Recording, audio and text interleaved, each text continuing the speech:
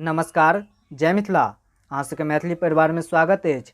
आइ अहाँ सबके जाहि गाम में जकर लेखक अछि कुणानंद मिश्र, एहि कविता में कवि धनिक वर्ग के व्यक्ति गरीब वर्ग के व्यक्ति के शोषण करैत अछि, ओकरा दर्शौने अछि। तऽ चलू शुरू करै छी।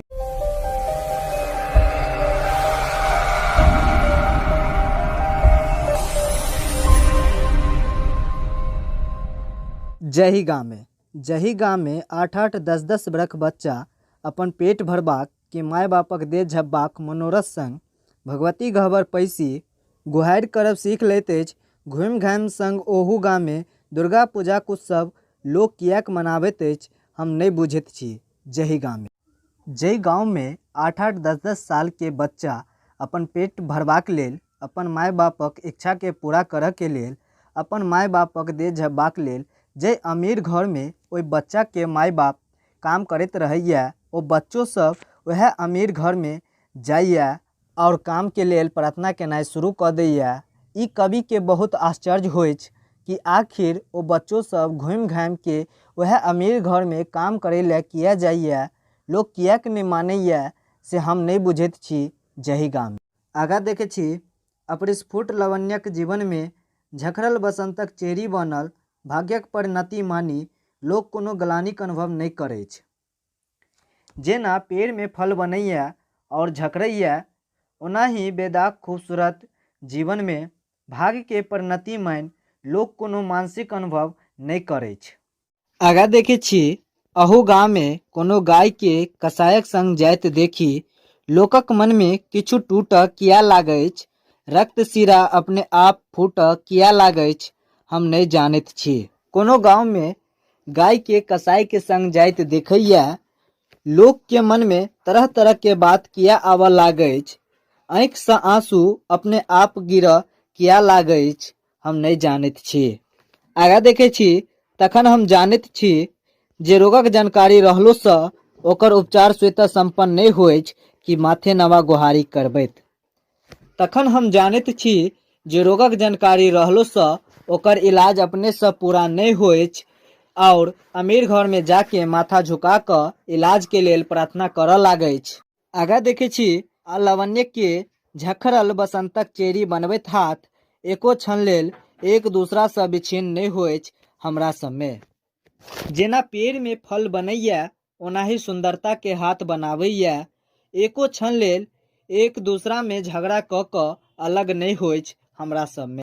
प्रायः सभी जानते छी जे कोनो महाभारत में दुर्योधनक जोड़ा नहीं होइछ, मुदा कृष्णो कहियो कोनो महाभारत में सब ठाम सुदर्शन लेने ठाढ़ नहीं भेटता। अक्सर सभी जानते छी जे महाभारत में दुर्योधनक कोनो जोड़ा नहीं भेटता, मुदा कृष्णो महाभारत में सब ठाम सुदर्शन लेने ठाढ़ नहीं भेटता। आगा देखे छी। हमरा सब लग आब ई स्पष्ट भ गेल अछि जे एक कृष्णक अवतार सँ दोसर कृष्णक अवतारक जरूरत ताधरि निर्मूल नहीं भ सकैछ अपन उद्धारक कामना केनिहार एक एक व्यक्ति स्वयं में कृष्ण नहीं भ जाय।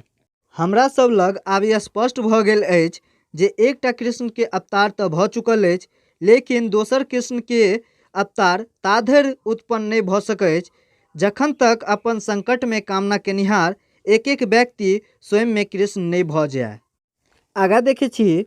हम सब दीप जरायब तऽ जानैत छी, मुदा अपन पथ अपने बुते अपलोकित कऽ लेब अखन धरि नहि जानल अछि। हम सब पचमहला बनेबाक लुरि तऽ रखैत छी, मुदा सोनित धरि सर्द केनिहार माघक लहा लोट बहैत पछुओ में हवेलीक गेट तोड़ि पैसी जायब अखन धरि नहीं सीखल अछि। हम सब दीप जरायब तऽ जानैत छी, मुदा अपन रास्ता अपने उते देख लेब से अखन धरि नहीं जानै छी।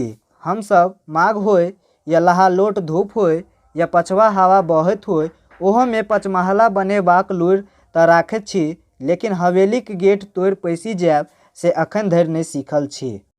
आगा देखे छी।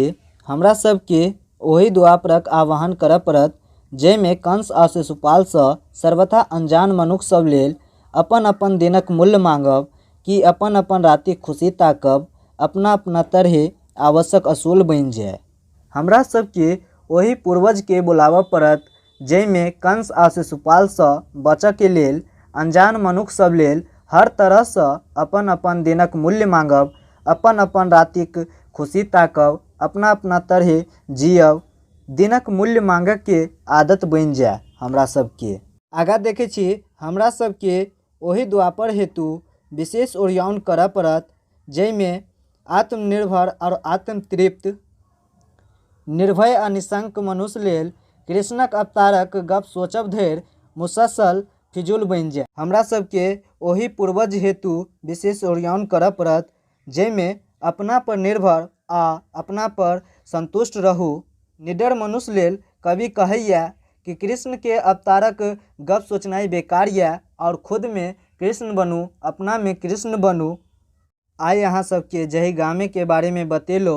अगर वीडियो अच्छा लगे तो कऽ देबै लाइक, और चैनल पर पहिल बेर छी तो चैनल के कऽ देबै सब्सक्राइब और बेल आइकन के दबेनाइ नहीं भूलबै, ताकि और कोनो वीडियो अपलोड होते तो अहाँ सबके पास नोटिफिकेशन पहुँच जेते। तो चलू आई के लेल एतबे। धन्यवाद। जय मिथिला।